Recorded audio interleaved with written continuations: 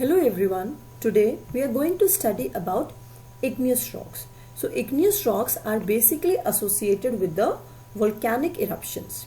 Now if we define this word, so igneous means fire as it is derived from the Latin word ignis, which means fire. So these rocks are basically formed by the cooling down of the magma and its solidification. So they are basically solid and crystalline in nature.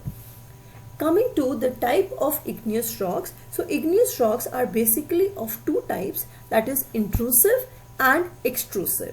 So when the rocks or the hot molten metals or the minerals, they cool down below the surface of the earth, they are forming the intrusive, and extrusive when these hot molten rocks or the magma, it cools down on the surface of the earth, it is known as the extrusive igneous rocks.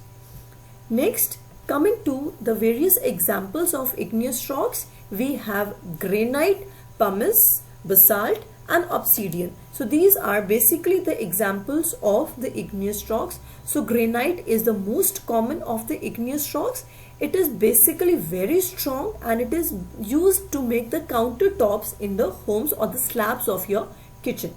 Next, coming to pumice. So pumice is a volcanic rock which has a very rough texture. It is light in color and it has basically holes present. So it is used by the dentist as a polishing tool. Next, coming to is basalt. It is an extrusive rock. That means it is formed when the lava cools down outside the surface of the earth, and it is dark in color and it has very fine grained which are present. Next is obsidian. So obsidian is basically an ornamental rock which is used to make ornaments.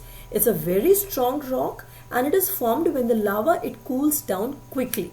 So these rocks, they don't have crystals and have any crystals present in it, and they are basically shiny.